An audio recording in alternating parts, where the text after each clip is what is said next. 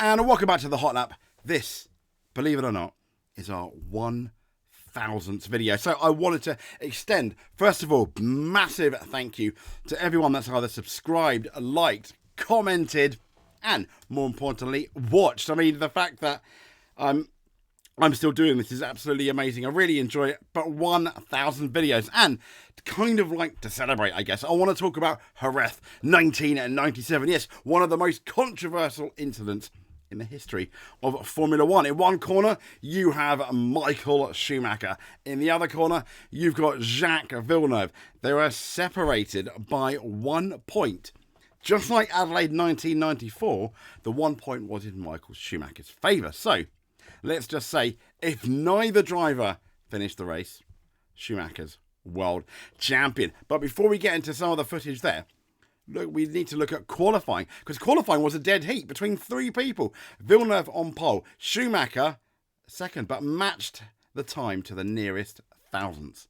And then Frentzen also did it, who was at the time third in the championship, again to the nearest thousandths. Now, as the race got going, Michael Schumacher ended up taking the lead, and he remained there for most of the race until after the second pit stop. Things got, how do we say that? Things got a bit spicy, and that is where we are most certainly going to be starting. I'm going to be starting our video. Look how close it is. As you can see here, the dulcet tones of my Walker. Now at this point, Schumacher, I think, potentially has a bit of a problem. And in a couple of corners, Jacques Villeneuve is going to have his chance to win the 1997 champion. It's going to happen down this straight. I'll let you watch it. If he's got something like a slow puncture or some kind of gear shift problem, because Villeneuve is all over him. Look, he's going through. Oh yes. I don't think. Out goes Michael Schumacher. That didn't work. That didn't work, Michael. You hit the wrong part of him, my friend. I don't think that will. Now, you hit the wrong part of it, my friend. What an absolutely classic line from the man, Martin Brundle himself. You hit the wrong part of it, my friend. So Michael Schumacher, for whatever reason, was slow, and Jacques Villeneuve knew that he was going to absolutely have to nail it, and nail it he did. Now I I appreciate the coverage isn't great, but let's have a look. They've also got it on board.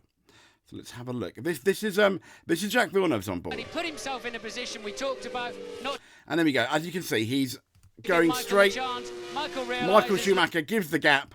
He goes and he goes for it. He does lock up though, which is interesting when you look at it. Look back. Now, is that because Michael Schumacher hits him? Quite possibly. There you go. There he locks up, and you can see there's contact there from that camera angle, obviously. Before we get into Michael Schumacher's on board, what's quite interesting about this is Michael Schumacher, when he got back to the pits, he was absolutely convinced that Jacques Villeneuve barged him off, had him off. In this onboard, it makes Schumacher look actually slightly less guilty, so more towards the innocent. But we'll have a look at a couple of other angles in a second. They are not very strong. Now we're going to see it. So here we go. It's Martin Brundle talking us through. And now watch. I'm just going to wind it back a tiny bit. Watch his hands. He turns to the corner. There we go. Are you ready? Oh. Slice up the inside. Watch his hands. Does Shuey turn in? Well, he's turning into the corner.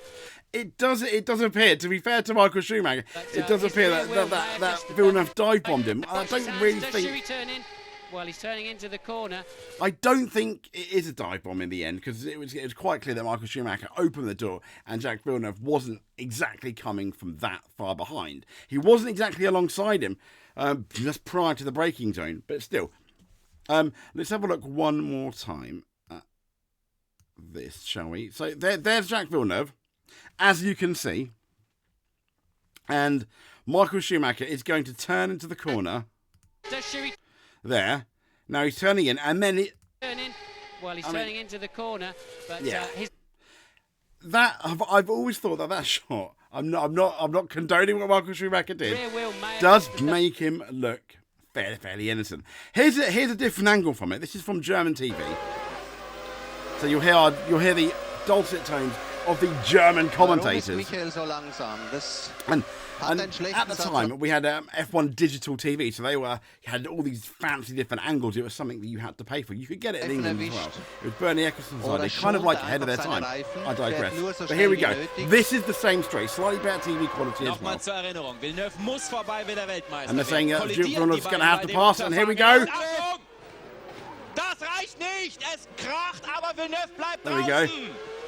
And I mean that's it. There's Michael Schumacher there. There's the Williams garage cheering, etc. There's Michael Schumacher, absolutely beat. So let's have a look at that angle again.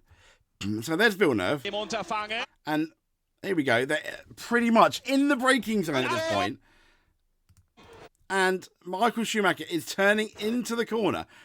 But even from this angle, I mean here. It does look like Michael Schumacher is just taking the corner once again. I am not condoning it. Let's look at it again at full speed. Yeah. Okay, and then he turns into corner. Goodish. Yeah. I mean, there we go. Now, check this out. This is a slow mo. Now, this is the one that makes Michael Schumacher look fairly guilty, if in my humble opinion, because he turns. And then he really turns. And this is the straight on angle, which I think is a slightly better angle. So the onboard and that last angle there doesn't make it look as bad as it really was. So here we go. As you can see now, Jacques Villeneuve is like, I am now pretty much in the braking zone. I'm going to go through. And he's alongside. Now, at this point, I imagine Schumacher knows he's alongside. Okay, and this is the thing where this is the point where I believe Michael Schumacher is kind of like shows that he's probably guilty. Is he turns, he realizes now at this point that Jacques Villeneuve is past him, potentially world championship over. And then he turns and hits him. In the side, and that's the issue. Look, there we go. He turns the corner, and then he turns some more. It's at that moment when he realises at this point he's turning to the corner, and then he turns some more. You see him with the steering wheel there, which kind of makes it a bit more clear. I'm just going to show you one more time.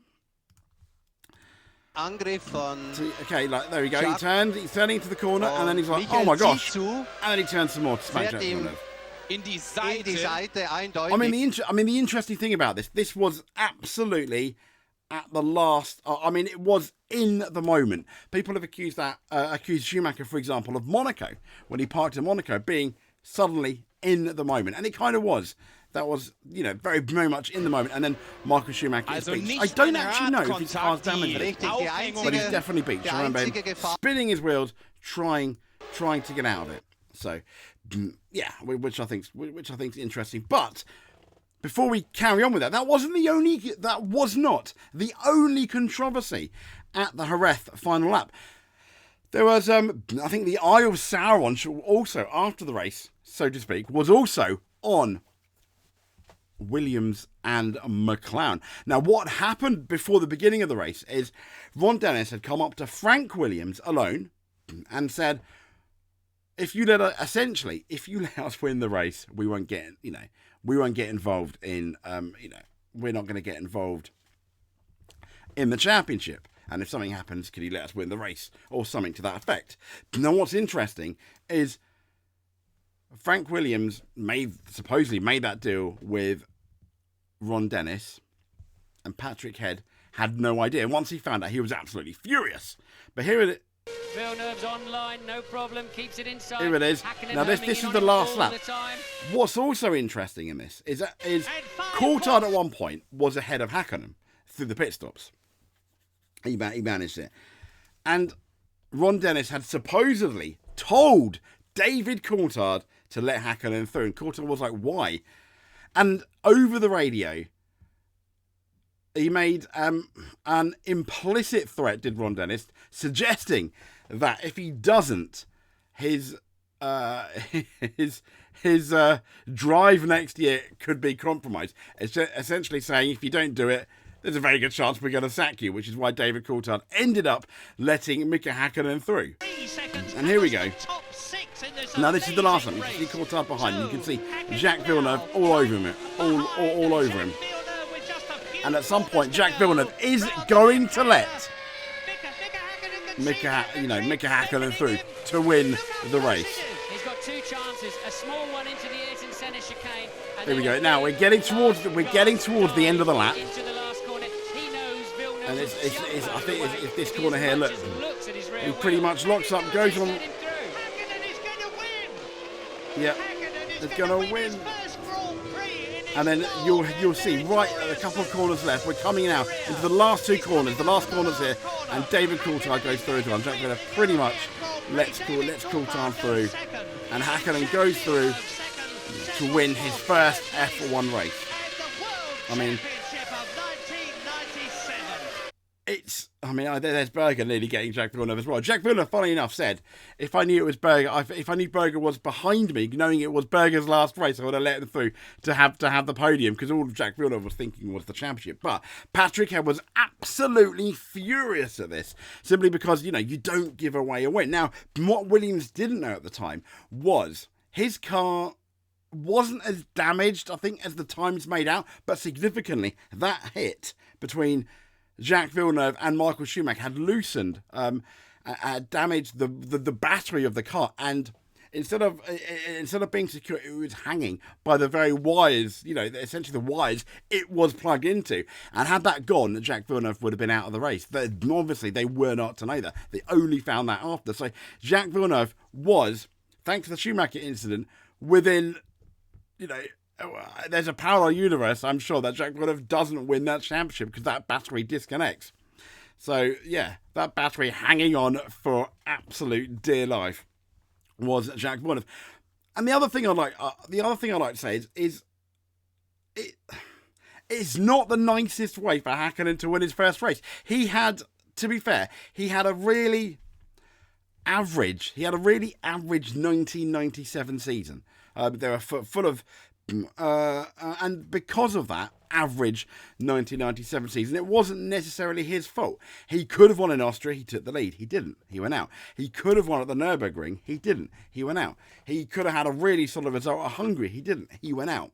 All because of reliability, mainly the Mercedes engine reliability. At that point, it was arguably one of the best engines in terms of power, but it just wasn't particularly reliable.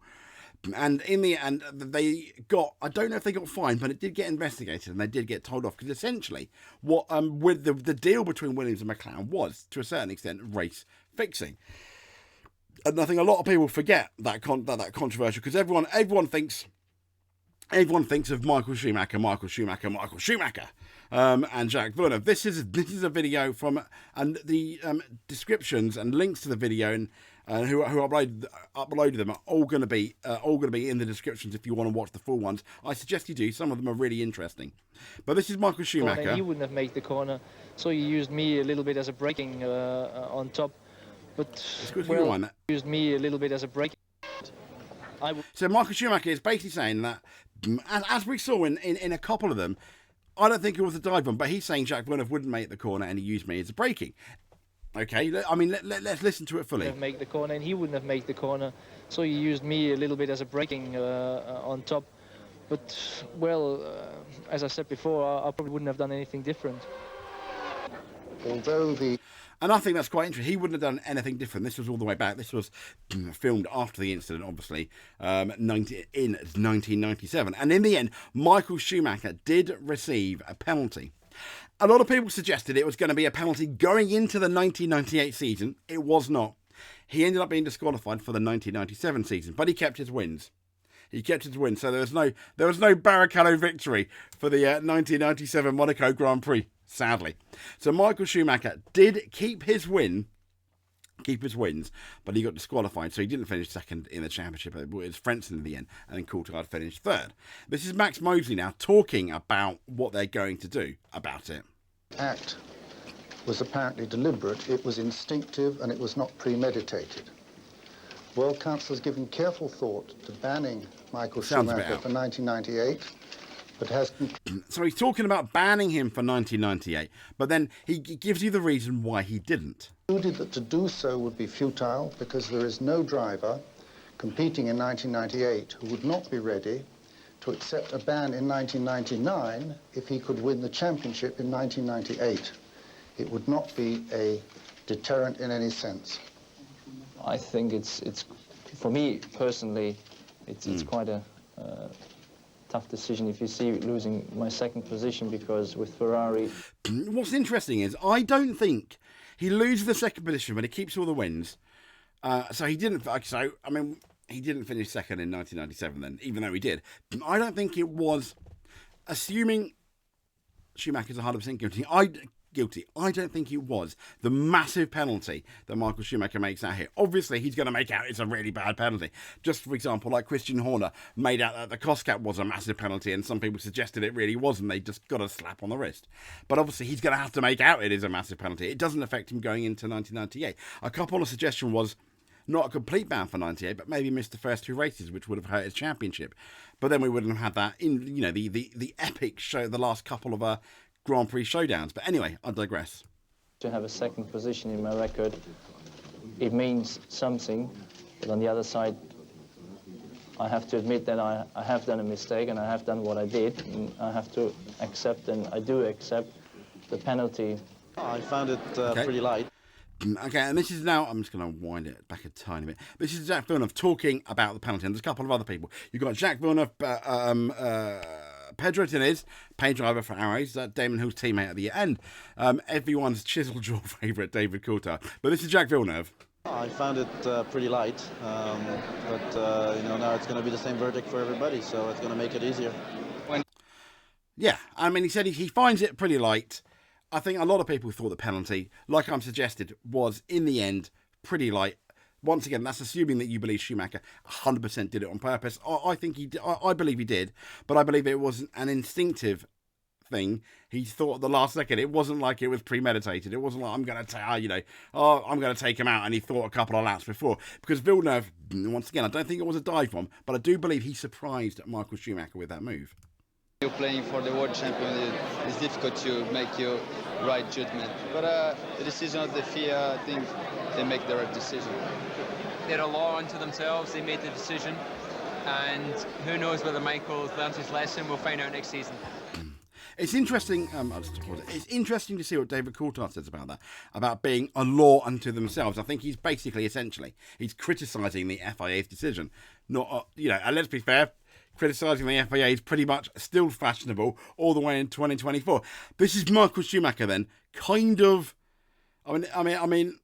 Well, I'll let you decide whether he's what. We'll talk about it after. This is James Allen interviewing Michael Schumacher. Still on his side. Now, you admitted you made a mistake in Jerez. A lot's been said, an awful lot's been written, a lot of it rubbish, of course. What, from your point of view, is the truth about what happened in Jerez? The middle, to be honest, because if you take the whole season, that's what you should take, is all the, I'd say, the congratulations and the support I got from all the people in the way. Now, before he continues, what I want to say is that 1997 was an epic season. One of the reasons was Michael Schumacher. That Ferrari didn't really deserve to be in the title fight, but through that awesome wet display at Monaco, a couple of other amazing races, and lots of mistakes from Williams, Michael Schumacher kept that car in the title fight, kept his team in the title fight, and that's why I think it's remembered to be one of the most epic seasons, with kind of like a sad ending. Their road, you should take half of this away, and you should take half of the criticised away. I got in Jerez. And I think that's fair. Just had a word with Ricardo Patrese. He just visited me half an hour ago, and he couldn't understand why they went after me that strong. I mean, in the past, that was the way you did it. I mean, if you wouldn't have done it, you would have been criticised the other. And that's kind of like it. So Michael Schumacher says, if you wouldn't have done it, you would have been criticised the other way, which I think is absolutely... I mean, I like Michael. I love Michael, but that was an absolutely ludicrous thing to say. Let's listen to it again. And why they went after me that strong? I mean, in the past, that was the way you did it. I mean, if you wouldn't have done it, you would have been criticised the other way around. nevertheless, we have new days and new times, and you have to. So I mean, he's essentially moving on. I don't know why he's saying, you'd have been criticised for not doing it. No, Michael, no, 110% no. The situation, which I think is quite right, how decisions have happened. I don't think the press you should consider too much. Well, it is the press. But obviously we live under a big attention of media, so you have to live with this as well. The media you mentioned has been very extreme. Do you think the public feel the same way as the media? No, to be honest, not. It came out. At the time, I think the public did think the same. And I imagine if we had, for example, F1 Twitter at the time, oh my gosh, it would have absolutely gone nuclear. Very much similar, it would have been like Abu Dhabi 2021. After the Jerez race, that there was a support towards myself of 72, 8%. No idea where to get that number from. And, no idea. And really supporting me. So, I mean, the media makes one thing, but the real fan and the real people outside having a different thought. I mean, I don't think Michael Schumacher is being realistic there, if I'm honest. This is Eddie Irvine talking about the incident. Obviously, you can see he's older years later. He was Michael Schumacher's teammate in 1997. He was obviously not in the garage at the time, but he, when he finished the race, etc., he would have come back to the garage. And this is an interesting tidbit from an interview. Once again, the full link is in the description. Interesting that most of the superstars of Formula One, Senna, Schumacher comes to mind, Lewis as well, they always steer controversy with their driving ethics at some point. You've been Michael's teammate at Jerez 97. The incident with Jacques Villeneuve that made Jacques world champion. I looked it up, you were fifth in that race, but what's probably more interesting to our readers, to our viewers, to be correct, what was going on in the Ferrari garage afterwards when Michael came back? We never really heard that story. It was a really dirty move. Michael did it instinctively. He knew he had lost the race. He had lost the championship. It was a great move by Jack. That was, I never really thought Jack was the most talented driver in the world, but he had huge balls. He pulled off some fantastic maneuvers. The maneuver around the outside of Michael at Estoril. 96. This maneuver, coming from so far back, it was fantastic. So it was, listen, everybody knew that Michael was not the cleanest of drivers. They knew he wasn't particularly fair. And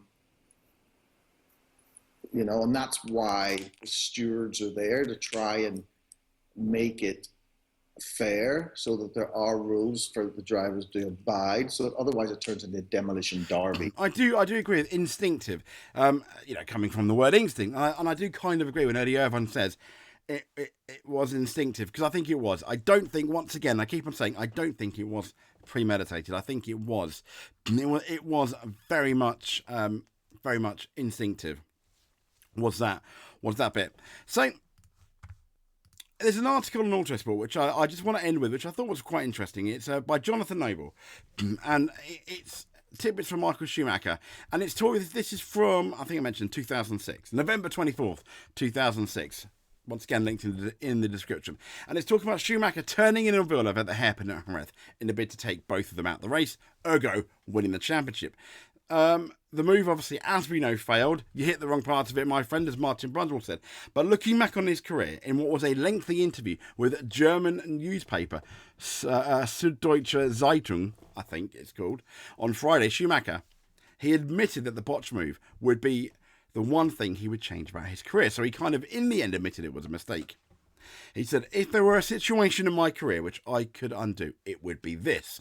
Speaking on his decision, and I think, to be fair, I think fair play to Michael Schumacher in the end. That couldn't have been particularly easy admitting that. But so there we go. Anyway, this has been a little bit brief look for our 1000th video at Jerez 1997. Yeah, one of the more controversial incidents in Formula One. If you like what you see, give us a subscribe. If you want us to do more F1 Rewind, F1 history, as I'm trying to fight not doing a sneeze, give it a like, comment below. I mean, if this gets quite a few views, we'll definitely be doing a few more, controversial incidents, crazy races, more F1 rewind stuff. Because I love Formula One so much. I've been watching it since like '97 hardcore. I watched a bit in '96, but since about '97, I watched every race, and I taped every race on VHS. What's that? Well, yeah, you'll have to Google it for anyone born after 2005. But yeah, I ended up taping every race. So, if this gets enough views, then I will happily do more if this is the kind of stuff you guys want. Anyway, as I said, subscribe if you want to. If you like and subscribe, you're a multiple world champion in our eyes. If you comment as well, absolutely. We'll speak to you soon. Thank you so much for watching. Thank you very much. It is appreciated.